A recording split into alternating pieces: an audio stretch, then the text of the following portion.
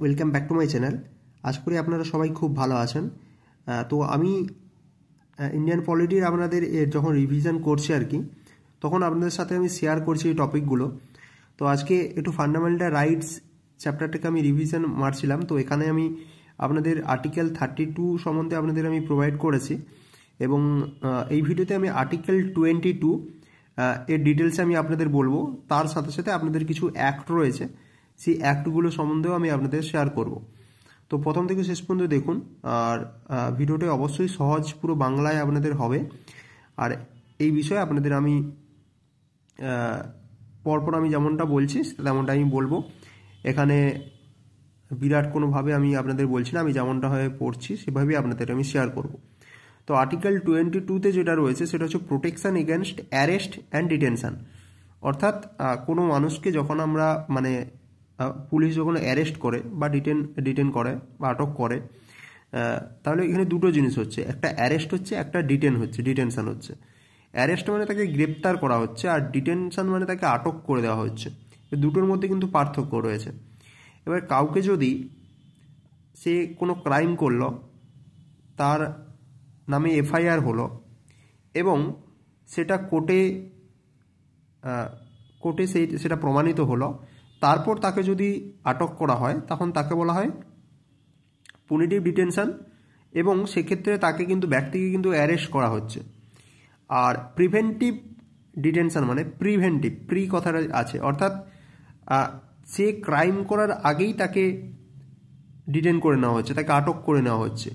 এর একমাত্র কারণ যেটা হতে পারে, সে ইন ফিউচার যেন কোনো ক্রাইম করতে না পারে, মানে সে যেই ক্রাইমটা করতে চাইছে সে নিয়ার ফিউচারে যেন ওই অফেন্সটা সে না করতে পারে, তার জন্য তাকে আগে থেকে ডিটেন করে নেওয়া হচ্ছে, আটক করে নেওয়া হচ্ছে।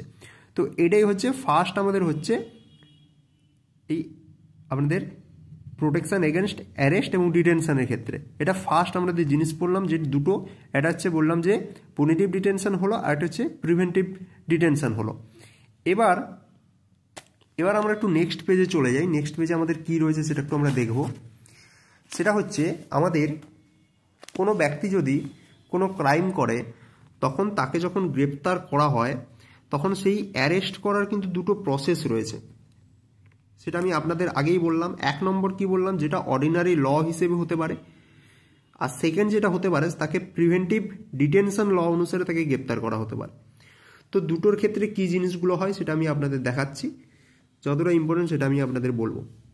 ফার্স্ট যেটা রয়েছে সেটা হচ্ছে যখন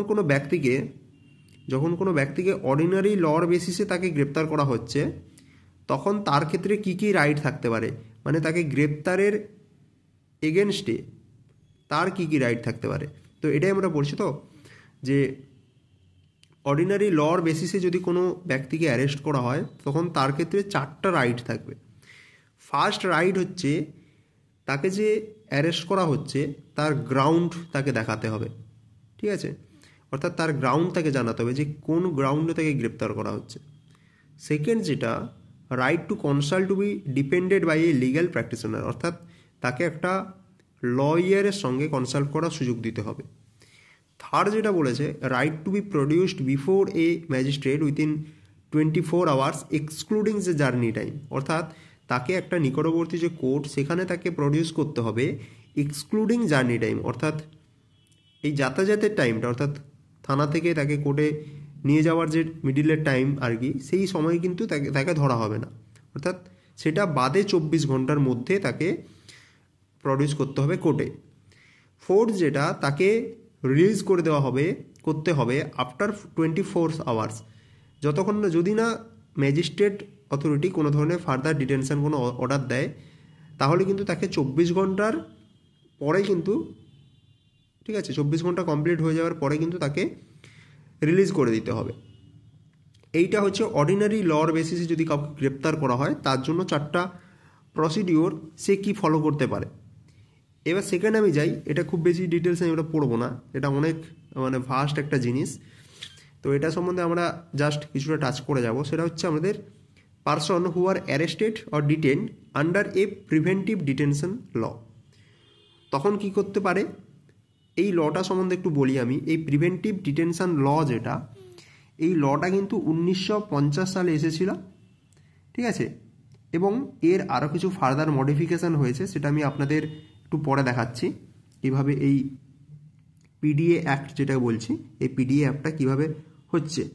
আর এর সাথে সাথে আরও একটা আপনাদের অ্যাক্ট থাকে যেটাকে বলা হয় ইউএপিএ অ্যাক্ট বা আনলফুল অ্যাক্টিভিটিস প্রিভেনশন অ্যাক্ট। তো এখানে আপনাদের এই প্রিভেন্টিভ ডিটেনশন ল বা পিডিএ অ্যাক্টের মাধ্যমে যদি কাউকে গ্রেপ্তার করা হয়, the detention of a person can not exceeded 3 months, ঠিক আছে। তার যে এই ডিটেনশন, এটা কিন্তু কোনো মতেই 3 মাসের বেশি তাকে এক্সটেন্ড করা যাবে না, ঠিক আছে। এবং পাবলিক ইন্টারেস্টের ক্ষেত্রে তাকে কিন্তু সেই জিনিসটা তাকে জানানোও যেতে পারে, আবার নাও যেতে পারে, ঠিক আছে। মানে কোনো মানুষকে যেমন ধরুন কোনো একটা আপনাদের কোনো গ্যাদারিং হচ্ছে বা কোনো ধরনের কোনো একটা পলিটিক্যাল হোক বা যে কোনো একটা যখন অ্যাসোসিয়েশনস হচ্ছে, তখন সেখানে হয়তো কোনো ব্যক্তিকে আমরা টেরোরিস্ট হিসেবে আমরা ভাবলাম বা সেই কোনো ধরনের খারাপ অ্যাক্টিভিটিসই করতে পারে, তাকে সন্দেহ করা হলো এবং সেই বসে কিন্তু তাকে উইথাউট কোনো আমরা লেটার তাকে গ্রেপ্তার করতে পারি, ঠিক আছে। এটা হচ্ছে পিডিএ অ্যাক্টের মাধ্যমে। এবং তাকে সেই ব্যাপারটা সম্বন্ধে আমরা নাও জানাতে পারি। আর তাকে 3 মাসের মধ্যে কিন্তু তাকে অবশ্যই তাকে এই ডিটেনশন থেকে তাকে ফ্রি করতে পারে, ঠিক আছে। এটা আপনাদের বলেছে যদি সে ঠিক মানে যদি না সে কোনো ক্রিমিনাল বলে প্রমাণিত হয় এক্ষেত্রে। আর এরপরে অ্যাক্ট যেটা বললাম সেটা বলছে 1 নম্বর যেটা বললাম একটা পিডিএ অ্যাক্ট বললাম, প্রিভেন্টিভ ডিটেনশন অ্যাক্ট, যেটা 1950 এসেছিল। এছাড়াও আরও কিছু কিছু আপনাদের অ্যাক্ট রয়েছে, ঠিক আছে। তার মধ্যে আপনাদের এই ডি এর অপশানটা যেটা দেখুন, ন্যাশনাল সিকিউরিটি অ্যাক্ট, যেটাকে আমরা নাসা বলি, যেটা 1980-তে এসেছিল। আরেকটা অ্যাক্ট সেটা হচ্ছে 1985-তে এসেছিল, TA DA act, terrorist and disruptive activities prevention act, এটা এসেছিল। এবং আরেকটা অ্যাক্ট যেটা গুরুত্বপূর্ণ সেটা হলো আপনাদের এই ইউএপিএ অ্যাক্ট, যেটা 1967-তে এসেছিল, আনলফুল অ্যাক্টিভিটিস প্রিভেনশন অ্যাক্ট, ঠিক আছে।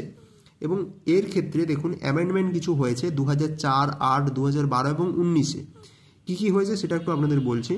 এই ইউএপিএ যে অ্যাক্ট রয়েছে দেখুন, এই অ্যাক্ট কি বলছে, action taken against individual of associations which intend to violate sovereignty or integrity of state through an word spoken or written or by visual representation, ঠিক আছে। কোনো একটা অ্যাসোসিয়েশন, কোনো একটা জমায়েত হচ্ছে, সেখানে যদি কোনো ব্যক্তি সে যদি দেশের যে সোভারেনিটি এবং ইন্টিগ্রিটি তিনি যদি ভাঙার জন্য কোনো কথা সে যদি লিখে বা তিনি যদি মুখে বলে বা ভিজুয়াল রিপ্রেজেন্টেশনের মাধ্যমে যদি সে প্রকাশ করে, তখন কিন্তু তাকে এই UAPA act, unlawful activities prevention act, এর মাধ্যমে কিন্তু তাকে গ্রেপ্তার করতে পারে, ঠিক আছে, প্রিভেন্টিভ ডিটেনশন লর মাধ্যমে।